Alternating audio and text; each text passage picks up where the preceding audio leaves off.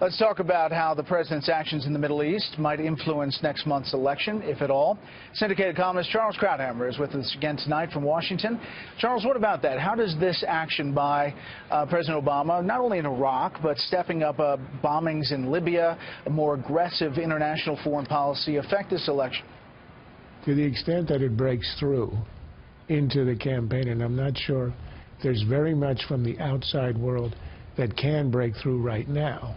But to the extent it does, it helps to give some shielding to Clinton in defending what is generally a failed foreign policy. The fact that we are moving on Mosul is not going to have an immediate effect. Its effect will depend on the outcome and on the casualties. Thus far, there are no American casualties, but you can have them way back from the battle lines.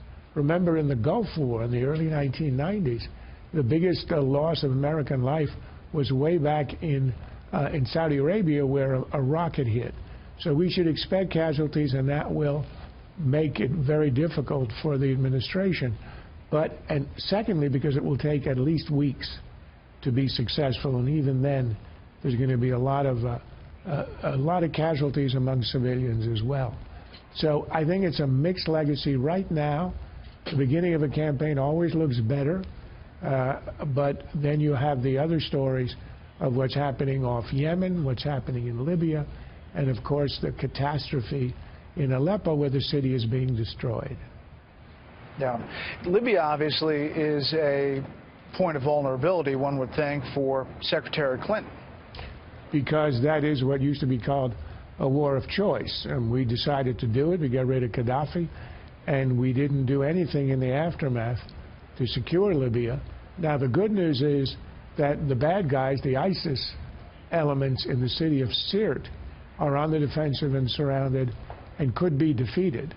The bad news is that spread throughout Libya are elements of ISIS, and they will be a constant irritant and a constant problem, because the probability of a stable central government reestablishing itself is vanishingly small. Yeah, I just want to get your thoughts, turning back to the top of the show and some of these reports that are coming out. Not only this Project Veritas video, the FBI documents, the WikiLeaks. Is that breaking through to somehow affect the election, especially with independents? Well, the first thing it does is it breaks the flow of bad news coming out of the Trump side. Anything that distracts from the current scandals and from his hyperbole, which is being roundly denounced even among Republicans about a fixed election, anything that distracts from that is good news.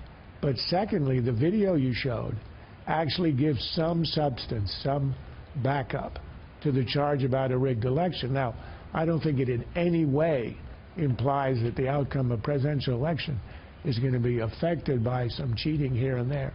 But nonetheless, I think it does help to put something of substance behind the Trump charge. Charles, as always, thank you.